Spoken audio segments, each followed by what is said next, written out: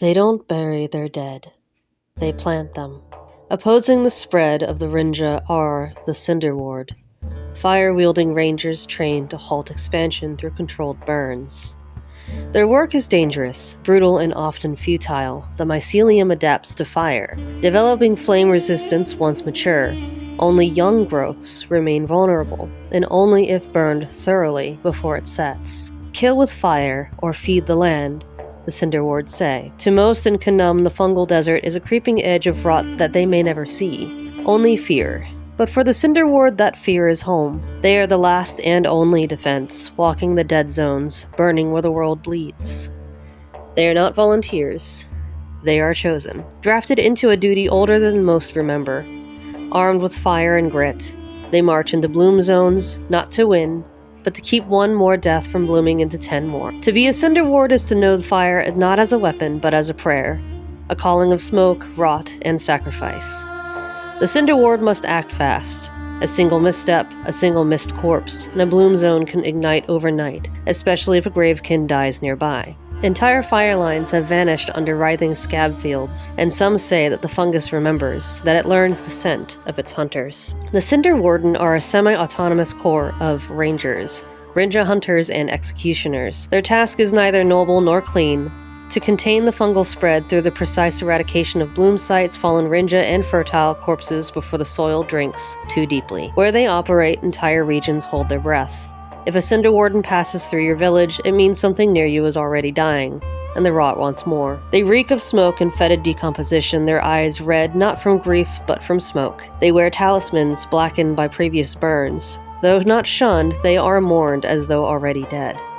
Upon taking their oath, families hold funeral rites for them, mourning their crossing into the liminal space between worlds. They have become living ghosts who venture into the Rotlands, viewed by their people as ferrymen between the world of the living and the dead. They are soul shepherds trained in sacred death rites alongside combat techniques. When they cremate the fallen in the field, they perform the proper rituals to guide souls to rest, then carry precious ashes back to grieving families when possible. To receive ashes from a Cinderwarden is to receive a blessing from the dead themselves. The average Cinderwarden does not live long, and they know it. The Cinderwarden are feared and venerated. Their arrival means dread, but also relief. The rot has come, but so has someone to stop it. Each carries an insignia, a scorched medallion depicting a spiral wreathed in flame. When a ranger dies, they are burned on the spot, their name etched in charcoal on the ash wall at the desert's edge. Fire will burn cold if a Cinderwarden dies afraid, a myth that keeps new recruits brave when the courage fails. In the dry season, children light tiny fire offerings in their honor,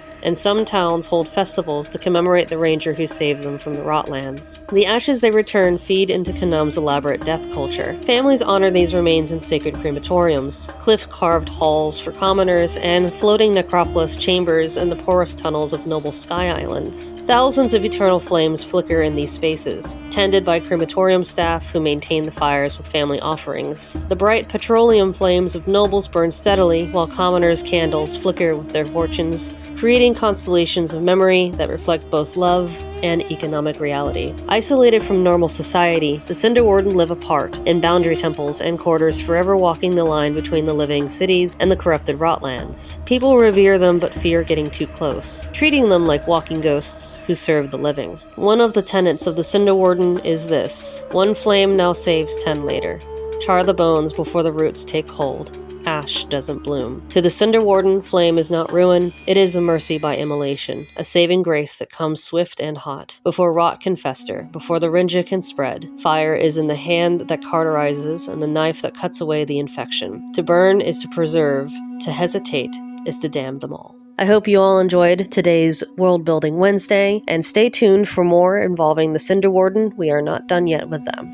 If you haven't yet, I would recommend checking out JJ Comics, as they were a part of the creation for the Cinderwarden along with the Rinja. And also don't forget to make room, break the mold, and keep going.